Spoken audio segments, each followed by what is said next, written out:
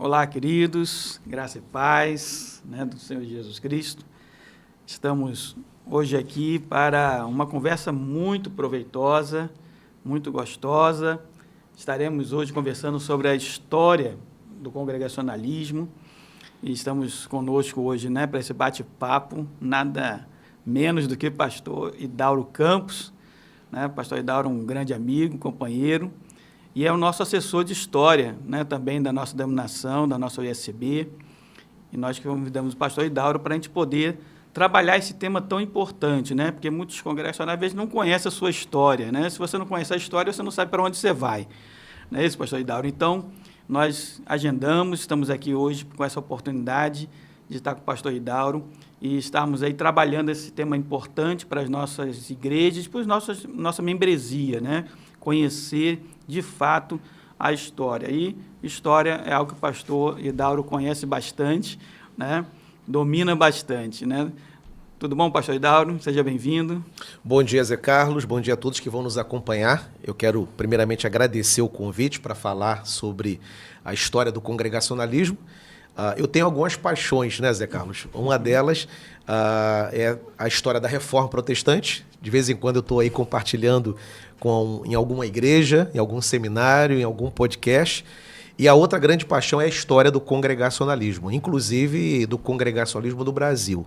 Então eu espero aí que a gente consiga colaborar, contribuir, espalhando aí um pouco do conhecimento de uma das histórias mais bonitas, de uma das mais importantes tradições da Reforma, que é a tradição congregacional. E é legal também de pensar nisso, que nós estamos num ano muito emblemático, Estamos aí comemorando os 170 anos, da chegada de Calley, do casal Calley ao Brasil, E teremos aí várias festividades ao longo desse ano.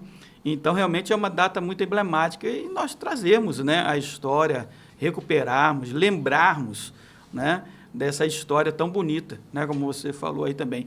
Uma outra data que nós comemoramos também esse ano, não sei se a gente talvez possa falar isso, é a própria questão da bicentenário de Sarah Calley. Exatamente. Quer dizer, que também culminou nesse ano. Então, Sim. Olha só que importância que tem a questão histórica para a gente, 200 anos do nascimento de Sarah Calley, 170 anos de congregacionalismo no Brasil e ano que vem, 2026, 410 anos da primeira igreja congregacional plantada no mundo.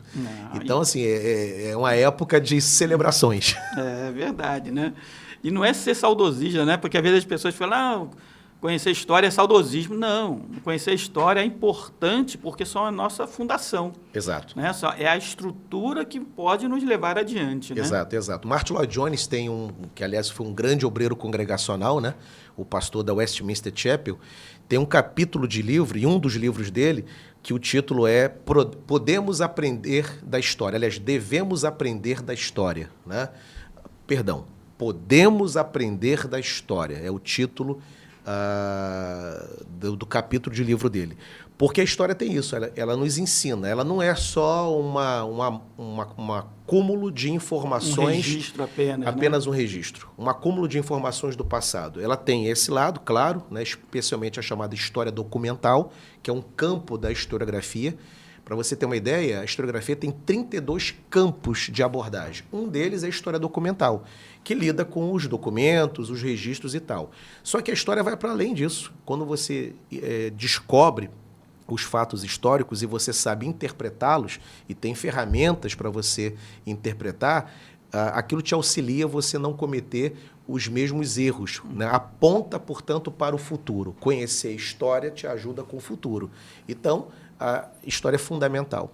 Eu lembro muito disso quando a gente ministra no Antigo Testamento, E sempre tem algumas perguntas, mas pastor, por que o Antigo Testamento, Nós temos um Novo Testamento, mais atual, e a gente tem que lembrar, o Antigo Testamento está posto para nós. Isso. E uma das funções é para nós não errarmos assim como erraram anteriormente. Então nós temos que aprender com os erros dos outros e não cometer os mesmos erros. Exato. É fundamental essa ótica da história. Isso. Tudo que outrora foi escrito para o nosso ensino foi escrito. Exatamente. Né? Já diz o Novo Testamento.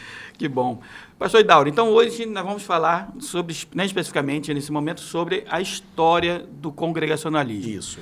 Origem, como que começou isso aí, né? Aonde remonta, continente, o que o irmão fala para a gente? Para a gente pensar, Zé, em congregacionalismo, a gente precisa viajar para a Inglaterra. A gente precisa desembarcar em Londres, né, no século XVI, quando acontece ali uma ruptura da Igreja Católica local, comandada na ocasião, essa ruptura comandada pelo rei Henrique VIII, que vai dar origem ao que a gente chama hoje de Igreja Anglicana, que é a Igreja Nacional da Inglaterra, a Igreja Episcopal Inglesa. Isso acontece em 1534. Né? Tem uma série de razões, uma das mais conhecidas é que ele queria se divorciar da rainha Catarina de Aragão, e para ter um herdeiro, ela não conseguia dar um herdeiro ao rei, e ele queria se divorciar, só que o divórcio não é permitido até hoje, é assim na Igreja Católica, porque o casamento na Igreja Católica é considerado um sacramento, então é indissolúvel. E aí ele foi pressionar o bispo católico para que ele, como rei, obtivesse o divórcio. Claro que o bispo não cedeu, né? E aí, em retaliação à Igreja Católica Apostólica Romana, o rei Henrique VIII rompe com a Igreja Católica e organiza uma igreja a qual ele poderia ser o dirigente administrativo. E aqui é um parêntese importante. Essa direção real, monárquica, sobre a Igreja Anglicana era no campo da administração. Para a teologia, ele tinha ali alguns conselheiros teológicos para orientar a teologia da igreja, embora ele dava alguns palpites também. Né? E assim surge a Igreja Episcopal da Inglaterra, uma igreja que vai ter características muito parecidas, na verdade, com a Igreja Católica. Né? Ela vai ser uma igreja protestante só no nome, mas a liturgia, as práticas eram... Os sacramentos, continuaram todos os mesmos. Continuava tudo. Na verdade, o inglês, ele dormiu católico e acordou anglicano. Os padres...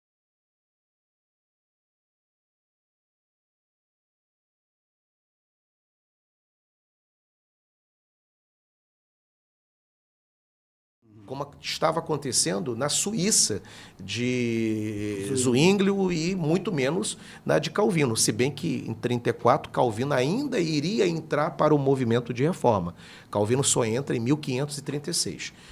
Bem, muito bem. Quando na primeira, segunda geração de anglicanismo, os teólogos, os pastores vão perceber que a Igreja da Inglaterra é uma igreja muito mais católica do que protestante, vai surgir um grupo que vai reagir, vai criticar e vai querer uma igreja realmente protestante, não só no nome, mas realmente na teologia. Esse grupo, dentro da Igreja Anglicana, vai ficar conhecido como puritanos. É um movimento teológico liderado por pastores que, ao comparar a reforma na Suíça, a reforma na Alemanha, chegaram à seguinte conclusão: a reforma que aconteceu aqui na Inglaterra é uma reforma meramente estética. Não tem nenhuma reforma de conteúdo. A teologia é a mesma, a liturgia é a mesma, até os paramentos, as vestimentas são parecidas com as vestimentas da Igreja Católica Apostólica Romana. Nós não queremos isso. Queremos uma igreja parecida com a de Lutero, lá na Alemanha, queremos uma igreja parecida com a de Calvino, com a de Zwinglio. Aí já estamos na década de 50, né? 1550 mais ou menos. Esse grupo, portanto, que queria uma igreja pura, por isso o nome puritanos, né? Eles serão perseguidos e expulsos, porque eles criticavam a igreja. Né? E aí, desse grupo de puritanos, você vai ter aqueles que vão querer não só uma nova igreja, uma igreja com uma teologia realmente protestante, mas eles vão querer também uma igreja que eles pudessem administrar. Porque a igreja anglicana era uma igreja liderada por bispos, é episcopal. é um governo verticalizado. E esse grupo ia querer não só uma teologia protestante, mas um governo um pouco mais democrático, em que a igreja local pudesse ser autônoma e independente. Esse movimento aí de puritanos que querem essa igreja autônoma, mais livre e administrativa, vai fomentar aquilo que no futuro seria chamado de congregacionalismo. Então, a fase embrionária do congregacionalismo se dá nesse momento, com os puritanos dentro da igreja anglicana, querendo igrejas livres, igrejas independentes. Agora, é interessante a gente pensar que, mesmo sendo posterior, né, o surgimento, vamos dizer assim, congregacionalismo, mas a própria movimentação dessa reforma anglicana, ela se dá por aquilo que estava acontecendo na Europa, ela reforma. Isso. Exato. Né? Até mesmo um rei, né? Henrique, ele talvez tenha sido motivado por isso, né? O movimento reformador na Europa, Alemanha, né? E outros estados ali, e se sente até talvez incentivado a promover uma reforma, embora, né, não tenha sido ideologicamente, né, ou pelos motivos corretos, como você colocou aí, né? Exato. Foi porque ele queria se separar, porque, né, queria mandar na igreja e tal, enfim. Mas ele promove isso, talvez até motivado pelo próprio movimento reformador que já estava ali. Zé, você toca num ponto bem interessante que é pouco, inclusive, explorado quando se fala de reforma inglesa, né? Geralmente, quando você vai falar da reforma na Inglaterra, há um vício, né, da abordagem começar com Henrique VIII. E já na década de 1520, você tem teólogos, professores de teologia das universidades de Cambridge e de Oxford que estão lendo os textos de Lutero. Uhum. Então você toca num ponto muito interessante, porque embora a explosão acontece em 1534, quando o rei, né, vai promover essa ruptura, mas ele promove por causa daquilo que você falou. Tem um contexto geral na Europa falando dessa reforma, questionando a Igreja Católica, e você tem em território inglês teólogos que lecionavam em Cambridge e Oxford, que desde 1521 vinha lendo os textos de Lutero, né? Para você ter uma ideia, quando Lutero promove a reforma na Alemanha, 1517, um ano depois, 1518, os textos de Lutero já vai chegar, por exemplo, nos Países Baixos. Já está chegando lá na Holanda, né? Uhum. E em 20, os primeiros panfletos, as primeiras obras vão chegar na Inglaterra. Atravessa toda uma década de leitura, de compreensão, de fomento, e vai colaborar para que em 34, com o Henrique VIII, essa ruptura pudesse acontecer. Então, é isso mesmo, tem um contexto maior, ainda que o Henrique VIII, as intenções dele não eram tão teológicas assim, né? Eram mais questão que você falou, eram muito mais política e poder. Ele viu ali na ruptura uma oportunidade de controlar a igreja. E o próprio surgimento do movimento puritano. Exato. Né? Quer dizer, que entende que aquilo que foi mostrado não era o ideal. Não era o ideal, né? Porque é o mesmo do mesmo, né? Sim. Continua a mesma coisa. Então, o movimento puritano começa a surgir, então, exatamente com esse anseio do clero, né? Do baixo clero, que a gente chama, né? Que são os pastores que estão em contato direto com o povo ali. Exato. Né? De ter uma igreja, de fato, com uma ideologia reformada. Exato. E você vai observar que entender a linha do tempo é fundamental, porque se a ruptura acontece em 34, o primeiro ano é um ano muito tímido, né, sem grandes acontecimentos. Como eu falei, o inglês dormiu católico, acordou anglicano, então ele não teve uma mudança de mentalidade, ele nem foi abordado, a compreensão dele não foi atingida. Né? A mesma coisa em relação aos clérigos. Os padres dormiram padres, acordaram pastores. Então não foi uma mudança de mentalidade. Então, de 34 para 1557, que é quando as primeiras comunidades que podem ser chamadas de congregacionais vão surgir, você tem aí mais de 20 anos. E em 20 anos, ainda que do ponto de vista histórico seja um período muito curto, mas em 20 anos muita coisa acontece. Você forma uma geração, você forma, inclusive, estudantes. Então, aqueles anglicanos do final da década de 30, de toda a década de 40 e início da década de 50, eles vão chegar à seguinte conclusão. A nossa igreja, a igreja inglesa, ela não é uma igreja realmente reformada, ela não é uma igreja realmente protestante. É uma igreja que só tem a reforma como um emblema e não como um conteúdo. E vão questionar isso.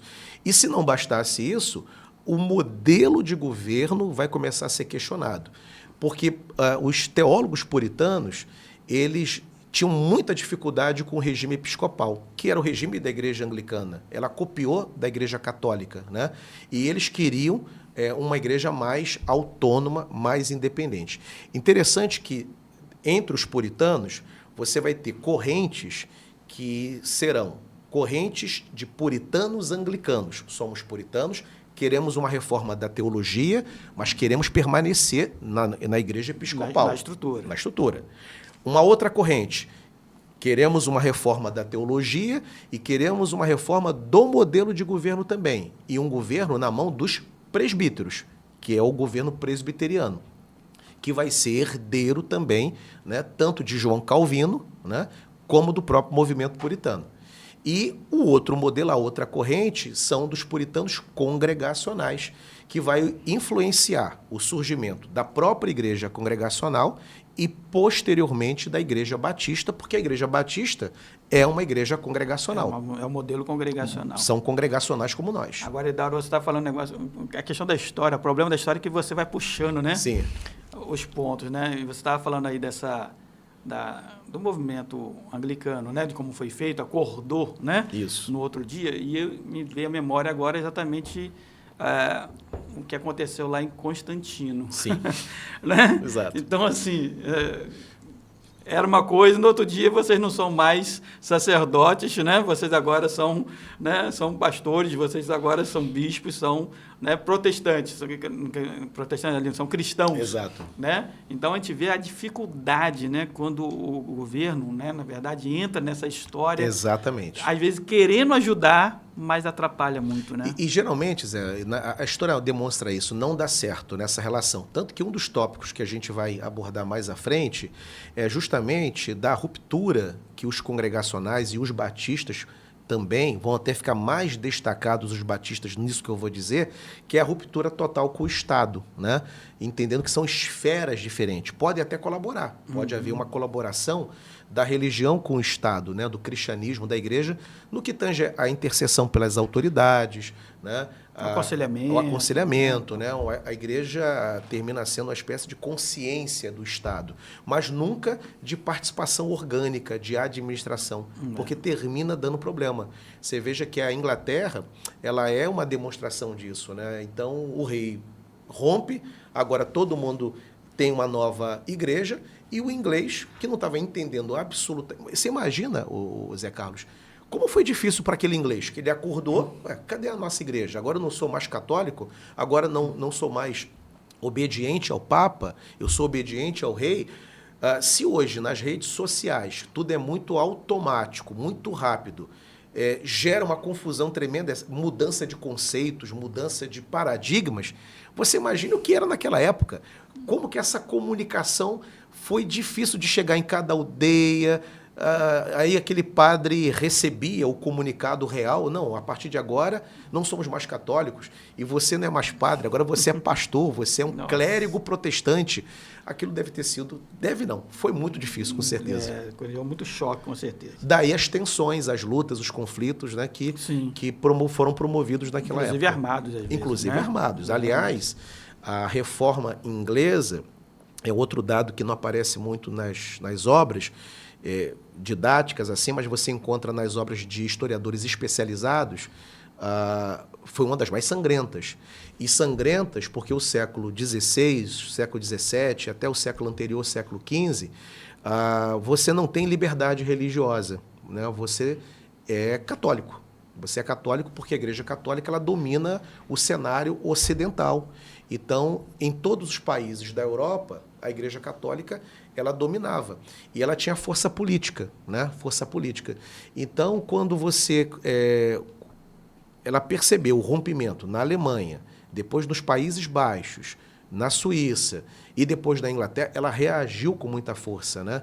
E depois a gente vai perceber também que mesmo dentro das tradições protestantes, você não vai ter muita liberdade. Você tem que ser anglicano. Tanto que congregacionais serão perseguidos. Irmãos anglicanos perseguiam congregacionais. E por quê? Porque a chave mental daquela época e na reforma, nós não estamos mais na idade média. A gente confunde, a gente chama aquele período ali de idade média, mas não é mais. Nós já estamos ali na idade moderna. Mas a mentalidade é medieval. E na Idade Média, você não tem a liberdade de você seguir o teu credo, né? Então, os próprios protestantes perseguiam outros protestantes. Nós fomos perseguidos pelos anglicanos e nós, congregacionais, praticamos perseguição também, por exemplo, contra os anabatistas, que eram nossos irmãos imersionistas, né? Rebatizadores, por isso o nome anabatista, né? É aqueles que rebatizavam quem tinha sido batizado na infância, foram violentamente perseguidos por presbiterianos, perseguidos por luteranos. Por pensar diferente. Por pensar diferente no campo da própria religião, porque é o background da época. Né? E aí, então, nesse período, né, quando você colocou aí já 1534 em diante, começam a surgir, então, as comunidades fruto do puritanismo. Isso, na década de 50. Né? Já na década de 50, década de 50, as primeiras manifestações ali, 1557, o final de 1560, você vai ter o surgimento das primeiras comunidades embrionárias que a gente pode chamar que tem ali uma igreja congregacional não oficial, né, ainda não organizada. Nome independentes, né? Eram chamados de independentes. Aliás, o termo que os congregacionais mais foram chamados no início da sua história eram os independentes. Né? Independentes de onde? Independentes de quem? Independentes da igreja anglicana. Né? Eles eram dissidentes, saíram da igreja anglicana e formaram comunidades. No primeiro momento, eram reuniões privadas, reuniões que não poderiam ser públicas. Né? Por causa da perseguição. Por causa da perseguição, era proibido. Né? Você tinha que congregar na igreja anglicana, ponto. Não tem discussão. E essas reuniões eram privadas, e geralmente em Londres, em outros lugares também, mas sobretudo em Londres. Então, o final da década de 50... É o momento em que essas primeiras comunidades congregacionais elas vão começar a surgir. Mais à frente, elas irão se organizar institucionalmente, com ata, promovendo assembleias, né? Com pastores eleitos pela própria paróquia, mas começa a fase inicial delas ali no finalzinho da década de 50, início dos anos 1560, e sobretudo em Londres. E é interessante começar em Londres, porque é a capital do poder, né? Exato. Onde a perseguição, com certeza, seria maior também. Seria maior, estava mais perto ali, né, dos centros de poder e também mais fácil de sedimentar aquela nova igreja, aquela nova forma de ser igreja, que representava, inclusive, uma inovação política, né? Porque você não tem na Idade Média a ideia de nações democráticas, de núcleos democráticos. Eu sempre tomo cuidado de dizer que os congregacionais não inventaram a democracia. A democracia ela é uma invenção grega que vem lá antes de Cristo. O Senado. Exatamente. Você tem ali Atenas, Esparta, você tem a democracia sendo debatida ali. Mas a democracia moderna, né, ela está sendo praticada dentro dos limites, né, nas comunidades congregacionais na Europa do século XVI. Porque a democracia grega ela era excludente. Ela era para o homem emancipado, para o homem mesmo, né, o grego emancipado com recursos. A mulher grega não tinha vez na assembleia. O jovem também não. Escravo nem precisa dizer, né? Nem chega perto, né?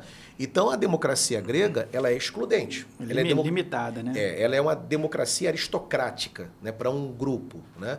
Já a democracia congregacional, claro, levando em conta também os padrões culturais da época, ela vai permitir a presença das mulheres, né?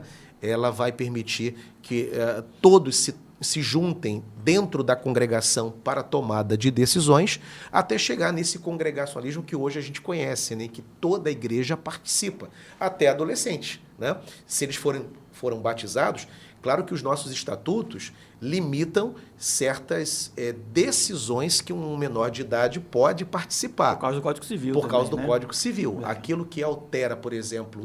Antigamente nem era assim. Nem era assim. Por exemplo, se vai alterar o estatuto de uma igreja, você não pode permitir que adolescentes votem por causa do Código Civil. Mas a eleição de um pastor, pode. Um adolescente de 12 anos vota. Isso é uma democracia maravilhosa, né? Mulheres e crianças jovens de todas as faixas etárias, de todos os níveis sociais. Então, o congregacionalismo, que surge ali na Inglaterra, é uma democracia moderna.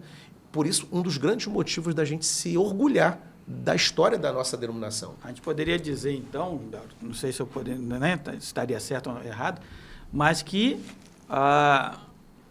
um modelo embrionário, né, da democracia surge na igreja congregacional. Surge na igreja congregacional. Isso aí, Zé, não precisa nem ficar preocupado, porque é isso mesmo. Das conversas que a gente vai ter aqui nesse podcast é sobre a teoria congregacional, né? Porque o congregacionalismo ele é uma teoria social, né? A teoria social do homem livre, da democracia, etc. Então, essa democracia que vai varrer a Europa, né? E vai colaborar, inclusive, para o surgimento das nações, né? Dos Estados-nações, rompendo com impérios e com reinos, com monarquias. Depois, nas próprias colônias americanas, que vai dar origem aos Estados Unidos, uma nação de democracia liberal, você vai ter uma influência gigantesca do protestantismo nessas nações e nas colônias americanas. E dentro da influência protestante, uma enorme influência congregacional.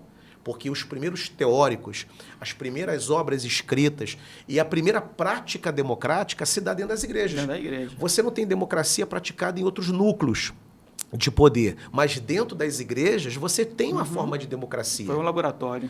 É um laboratório democrático.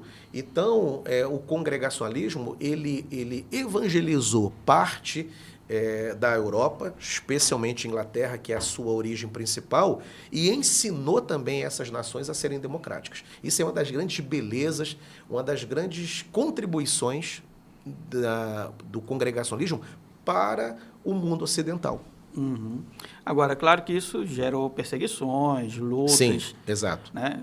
Chegou a ter exílio nisso? Chegou como aconteceu isso? Aconteceu já na década de 60, você vai ter, final de 50 e década de 60, 1560, você vai ter perseguições, torturas, assassinatos, né? Assassinatos, e você vai ter também exílio. Então, essas 4 formas de violência do Estado foram praticadas contra os congregacionais. Eles foram perseguidos, primeira forma de violência. Segunda forma de violência, foram torturados. Terceira forma de violência, foram mortos. Quarta forma de violência, foram exilados. E o exílio congregacional, a nação que eles procuraram com mais frequência, foi a Holanda, né? A Holanda ela tem um papel importantíssimo na história congregacional. Ela é um capítulo à parte.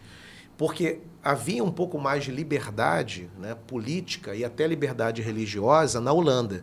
Então, essa procura dos congregacionais, dos puritanos congregacionais para a Holanda foi em razão disso, porque eles sabiam que teriam um pouco mais de liberdade lá.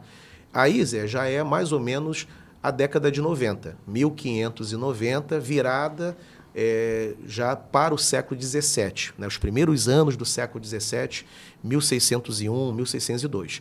E um dos períodos mais importantes desse novo século é entre 1608 e 1611, porque é nesse período que você vai ter, nas igrejas congregacionais exiladas para a Holanda, que você vai ter ali também rupturas, tensões dentro dessas igrejas, por razões teológicas, questões pastorais, convivência entre os irmãos, né? Era uma nova nação e essas tensões vão dar origem a novas dissidências. Essas novas dissidências darão origem ao que a gente chama hoje de Igreja Batista. A Igreja Batista, ela surge dentro do movimento puritano, dentro do calvinismo, dentro de igrejas congregacionais que estavam radicadas na Holanda. Você tem até obras que são clássicas, publicadas em inglês, atualmente já traduzidas para o português, que fala exatamente desse movimento de dissidência dentro de igrejas congregacionais que darão origem a igrejas batistas. De forma que tem uma obra chamada Rastro de Sangue, que é uma obra clássica dos batistas. Mas a historiografia nunca levou a sério essa obra, porque o autor tenta vincular os batistas a João Batista, dizendo que os batistas não são protestantes, não são reformados, porque são anteriores à reforma. E vem desde a época dos batistas, porque ele alega que sempre houve uma comunidade cristã paralela à história da Igreja Católica. Esse grupo paralelo são os batistas modernos. A historiografia nunca levou essa obra a sério, né?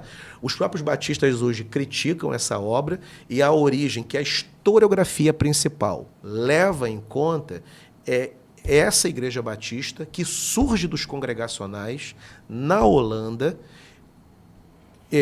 fruto das tensões que aconteciam nas igrejas congregacionais que saíram de Londres e foram radicadas lá na Holanda. E dessa dissidência que vai sair. E tem uma outra questão interessante.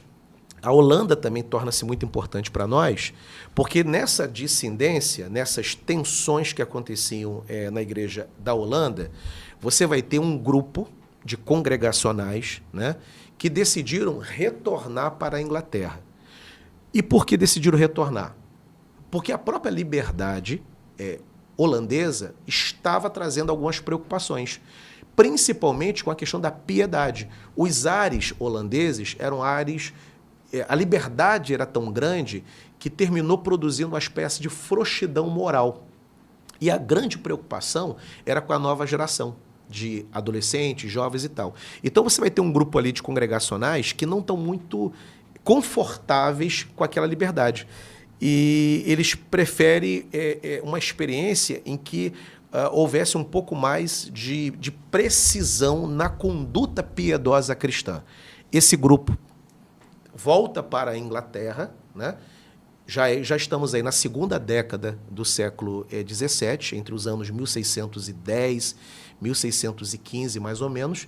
Esse grupo volta, se encontra com um grupo que está radicado na Inglaterra, se junta e eles decidem deixar a Inglaterra e a Holanda. E é esse grupo que vai alugar o famoso navio Mayflower, 1619, e vai atravessar o Atlântico para desembarcar nas colônias americanas. E ali iniciar uma nova igreja, um novo povoado, longe das perseguições do rei. O rei Jaime já estava reinando na Inglaterra a esse momento, e eles chegaram à seguinte conclusão: na Holanda nós não queremos ficar, porque é muito libertino. Na Inglaterra seremos perseguidos, não dá para ficar, porque é o nosso país, mas a qualquer momento podemos ser surpreendidos com as autoridades e vão nos prender, vão nos matar. Então não dá para ficar também na Inglaterra. Então vamos para o Novo Mundo, vamos para a colônia. E assim esse grupo aluga o Mayflower, né, e atravessa o Atlântico e desembarca do que a gente pode chamar de Nordeste dos Estados Unidos, que depois vai virar chamada Nova Inglaterra, né? Plymouth primeiro e depois ali Massachusetts, né? Então você vai ter um grupo de congregacionais, né? Não são só congregacionais. No Mayflower foram 103 tripulantes, aliás, 103 passageiros, fora a tripulação. Desses 103 passageiros, 1/3 era de congregacionais. E são eles que fundam Plymouth e depois irão fundar também a colônia de Massachusetts. Então, em 1620, vai ter esse desembarque e ali vai surgir uma tradição fortíssima congregacional em solo americano. Uma coisa que eu sempre ouvi, né, e aí não sei se é a veracidade também, né, você pode nos ajudar nisso, que uma das punições que a Igreja Anglicana, o governo, né, inglês, promovia para aqueles que discordavam, especialmente na questão teológica, era despachar para as colônias americanas. Sim, né? sim. Incentivava, né? Vamos para lá então, né? Exato. Não estão se dando bem aqui, né? Isso procede? De fato? Procede, você toca no outro ponto bem interessante, que também não aparece muito nos livros didáticos. Alguns dos colonos, que eram, né, dos imigrantes que saíam da Inglaterra para as colônias, eles eram segregados da justiça. Eles eram degredados, né? Eles eram... apenados, né? Eram apenados da justiça.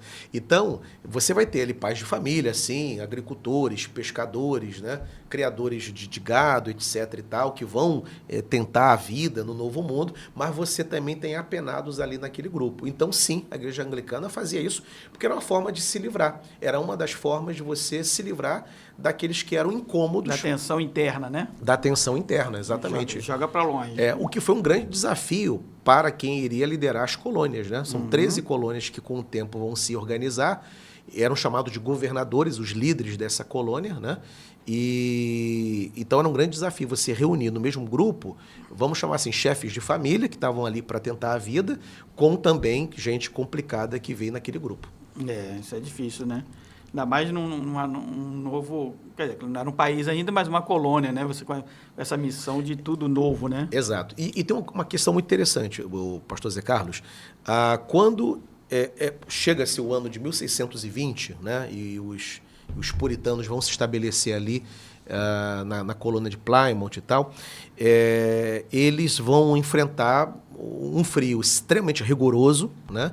Vão ser surpreendidos com as condições bastante adversas que havia naquela região, mas eles vão tentar enfrentar as questões climáticas. Eles estavam numa terra habitada, né? Tinha lá os indígenas, que eram os donos da terra, né? Essa é uma questão que tem que ser debatida também, né? Compreendida, porque... Como no Brasil, Como né? no Brasil. E não se fala muito disso, porque houve... inclusive violência praticada, né, contra os indígenas. Mas, naquele primeiro momento, os próprios indígenas irão, a partir de contatos estabelecidos entre colonos e indígenas, vão ajudar a inserção daquele grupo que estava ali na colônia. E é interessante que, na primeira colheita, depois de alguns meses estabelecidos, quando eles conseguem erguer as casas, plantar alguns cereais e colher alguns cereais, na primeira colheita, ele vai ter uma cerimônia de agradecimento, vai ter um culto, né, com pregação da palavra, com louvores, né? Geralmente eram os salmos que eram cantados e tudo. Alguns representantes das tribos foram convidados, especialmente o chefe da tribo, né? E era o mês de novembro de 1620. Novembro de 1621, um ano depois do desembarque. E escolheram uma quinta-feira para isso, né, para poder ter esta celebração. Esse dia, né, ficou conhecido como Thanksgiving, o Dia de Ação de Graças. E aí um dado interessante, o Dia de Ação de Graças, que até hoje é um feriado importantíssimo nos Estados Unidos para o país, é mais importante até do que o Natal, né, que é na terceira quinta-feira do mês de novembro. Né? Terceira quinta-feira do mês de novembro, se eu não me engano. Então é uma data móvel também, né? É sempre, não é uma data fixa, é sempre a terceira quinta-feira ou a quarta quinta-feira. Durante o dia, durante a nossa conversa, eu posso confirmar exatamente. E essa origem do Thanksgiving, o Dia de Ação de Graças, é uma data congregacional. São os congregacionais que estão ali, são os congregacionais que promovem o culto. A pregação é congregacional, né? Na igreja, né? Exatamente. Tanto que eu converso com minha filha, né? Minha filha já é formada em inglês. Eu falei, filha, lá na escola, vocês têm ideia? Ih, pai, nem fala disso. Engraçado que fala do Halloween, 31 de outubro, né? Mas não fala do Thanksgiving, né? E quando fala é algo muito assim básico e, na verdade, são os congregacionais os responsáveis pelo Thanksgiving. Isso é um dado que pouco congregacional no Brasil sabe. Com certeza, né? Por isso que o nosso bate-papo é importante, né? Conhecer a história, né? Exato. Como muda também a nossa perspectiva. Você falou aí de duas cidades, Massachusetts e Plymouth, né? Isso. Ali no Nordeste americano, que é aquela parte fria, né? Isso. Perto do Canadá ali. Isso. Né? Nova Inglaterra, né? São 7 ou 8 hoje estados que compõem a chamada Nova Inglaterra. É uma região meio inóspita para começar. Exato. Né? Foi bem difícil para eles. Foi um grande desafio. Grande desafio. Né? Grande desafio. Hoje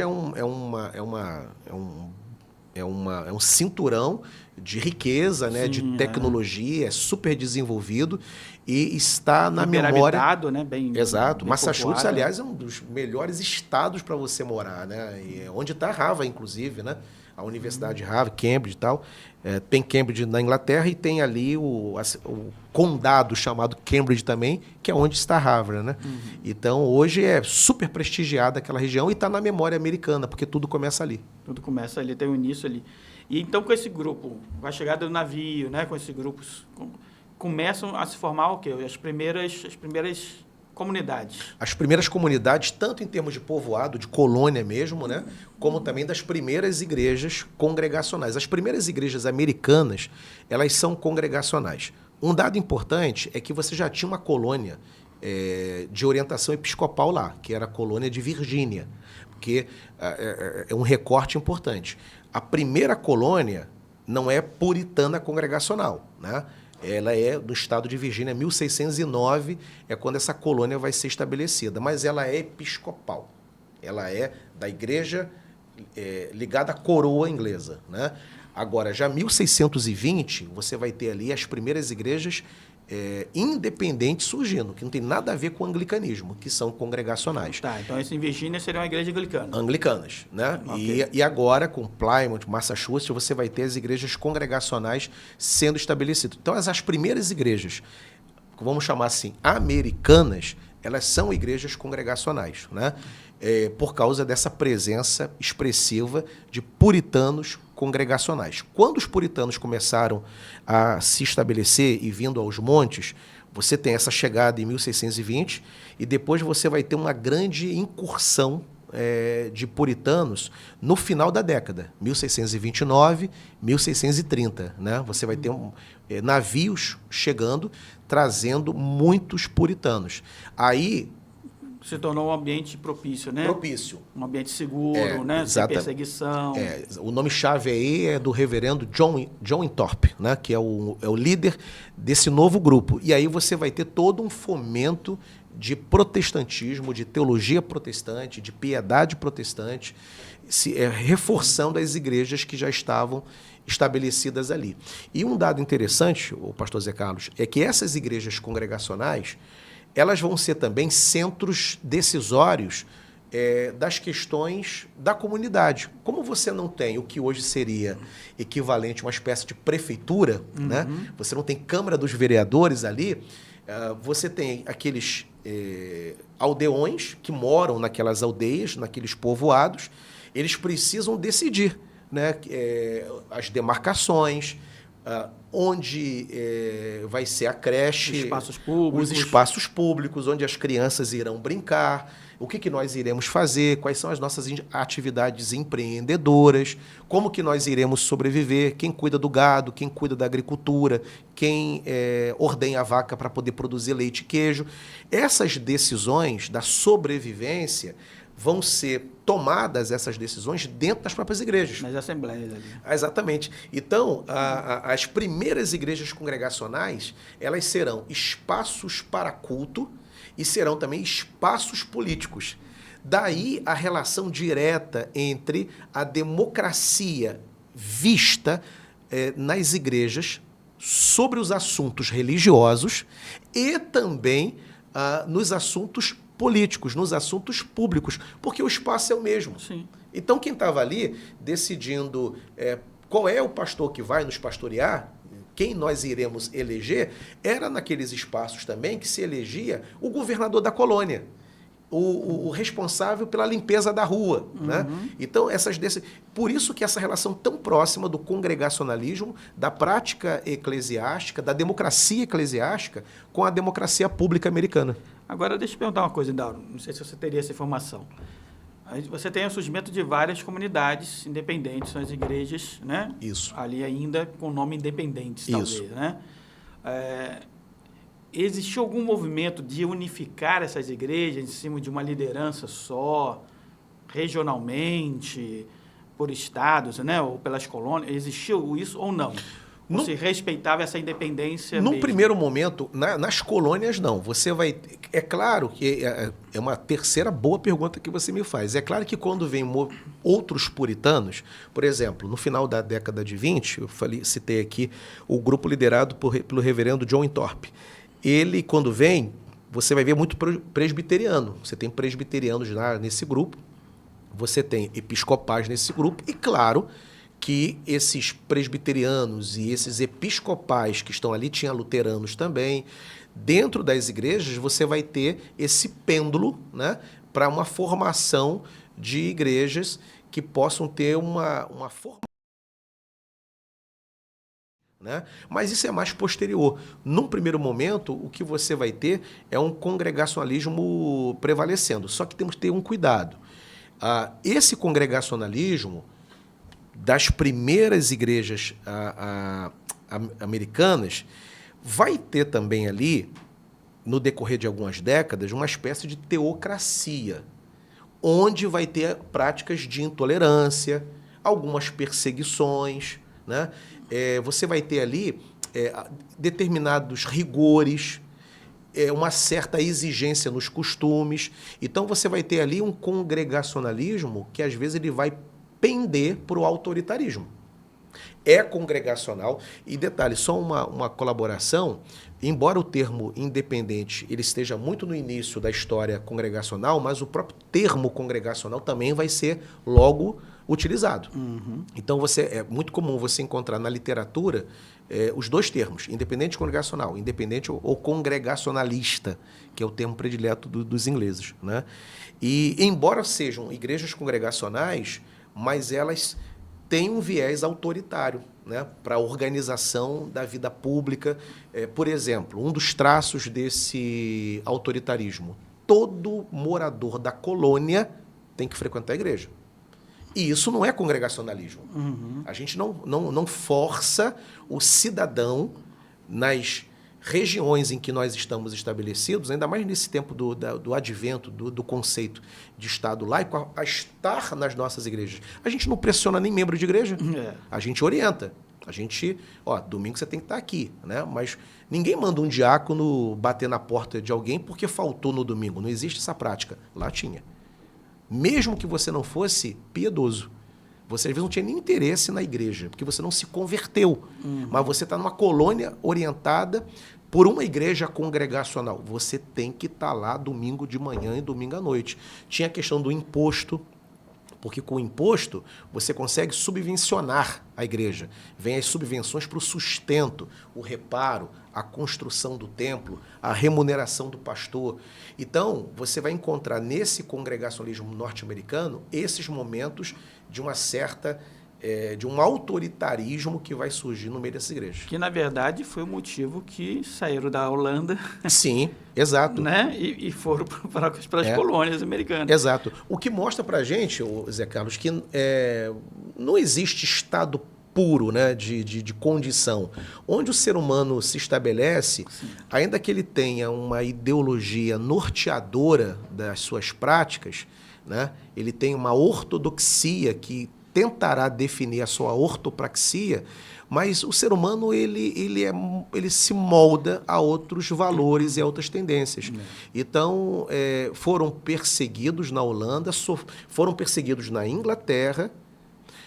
Na Holanda não foram perseguidos na Inglaterra, foram sentir a dor da perseguição, da ruptura, da prisão, viram parentes queridos morrer, maridos perderam esposas perderam seus maridos, e agora, podendo viver ares democráticos totais na colônia e até gozando desses ares democráticos por um certo período, mas à medida que o governo se estabeleceu, a necessidade de organizar a vida pública, de ordenar a liturgia da igreja, vai se esquecendo um pouco daqueles valores democráticos em algum momento.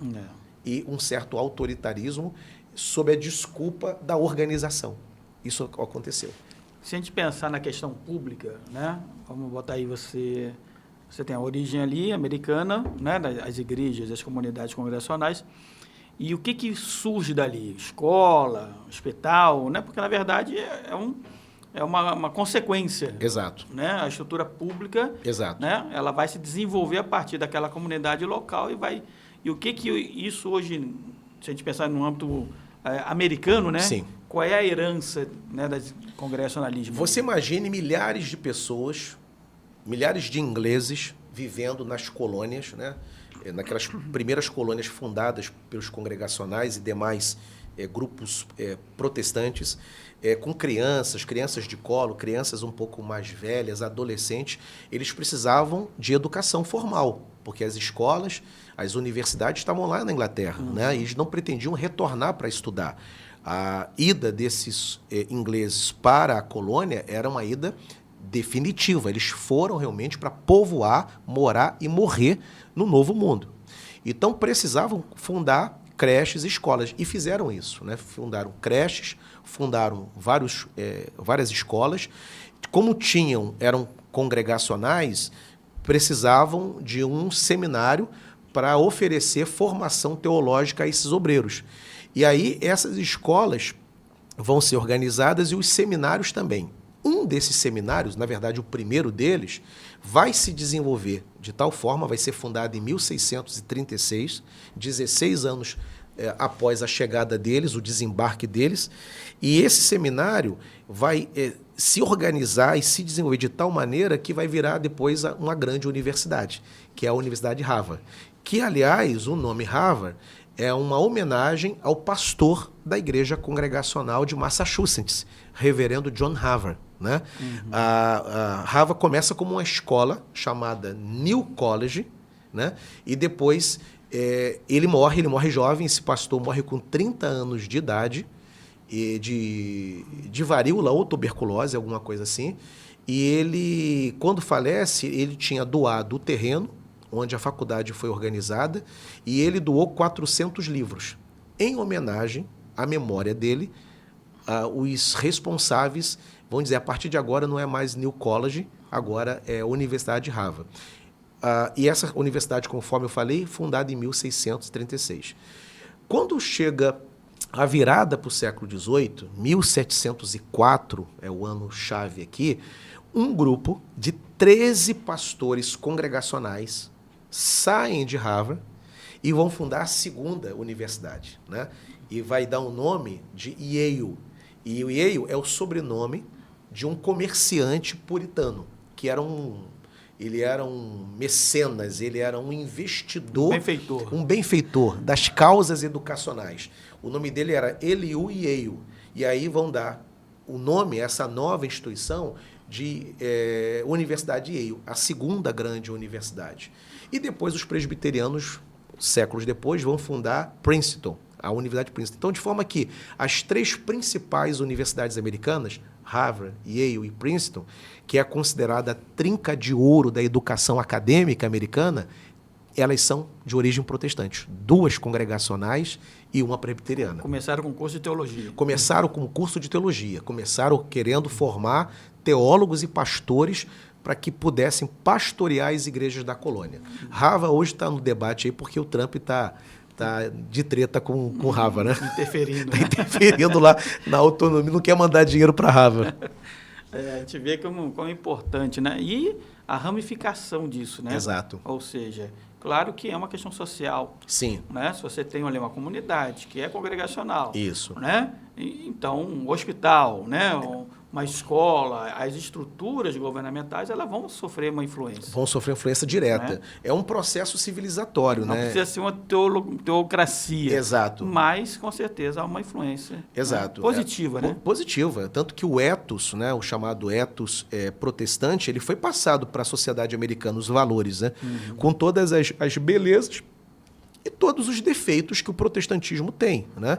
A gente está contando aqui os aspectos positivos. Tem coisas complicadas nesse processo. Eu falei aqui da relação com os indígenas, né? Que é um capítulo nada legal, né? De muita perseguição, de morte, derramamento de sangue contra os donos da terra, né? Isso faz parte da história. A gente não pode negar que isso tenha acontecido. É como a reforma na Alemanha de Lutero, né? Você tem ali, Lutero é um gigante da reforma, né? O pai, né, da reforma, mas o Lutero ficou ao lado dos príncipes contra os camponeses. E teve um massacre, né, das autoridades contra os camponeses, e Lutero apoiou. Então, isso faz parte da história. Né? Então, mas quando a gente pensa nas contribuições positivas do congregacionalismo, são muitos os marcos que o congregacionalismo deixou em solo americano. E a influência trazer, como você comentou, sobre a própria democracia. O conceito da democracia moderna. Exato. Né? Porque era ali dentro... Os Estados Unidos, ele acaba abraçando isso, né? Abraça. Como se fosse o... Exato. Né? O guardião, né? Exato. Os constitucionalistas, né, que vão escrever a Constituição, mesmo que na época deles, né, o século XVIII, já não estivessem talvez tão mergulhados no universo da igreja, não fossem mais frequentadores de igreja, digamos assim, mas todos eles têm uma influência, têm um background, porque foram criados naquela tradição. Da comunidade, da família. Da família e da igreja que decide, que se reúne. Porque, o Zé Carlos, o simples gesto de você reunir um grupo para você eleger o seu ministro, numa época em que o rei mandava em tudo e o papa mandava em tudo. E na Inglaterra, o bispo de Cantuária, que é o líder teológico da igreja, é quem manda em tudo.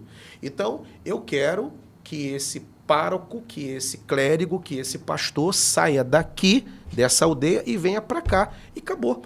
Então, o membro chegava na igreja, descobria na hora que o seu pastor foi trocado, porque o bispo mandou, porque o rei queria assim, ou porque o papa queria, no que tange aos padres. Na congregacional, não. O povo se reunia para escolher o seu pastor. Isso é de um vanguardismo, porque a chave mental, social e política não é essa.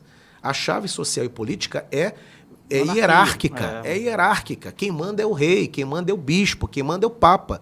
Você não tem elementos. Você não tem elementos democráticos, você não tem referenciais democráticos.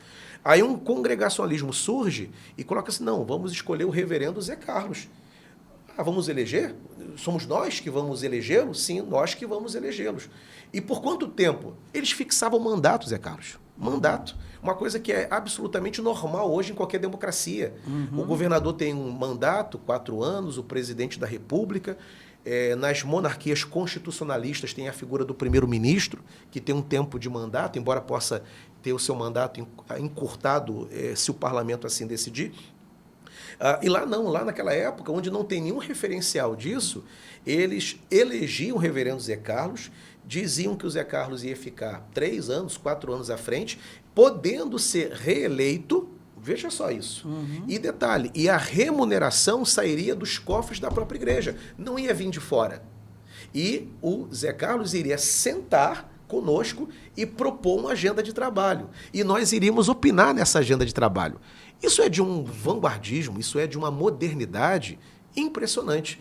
E um dos meus lamentos é que nem todo congregacional se atenta para esse aspecto, dessa contribuição política, colaborando para o desenvolvimento político dessas regiões ao redor do mundo. É verdade, né? E que se espalhou.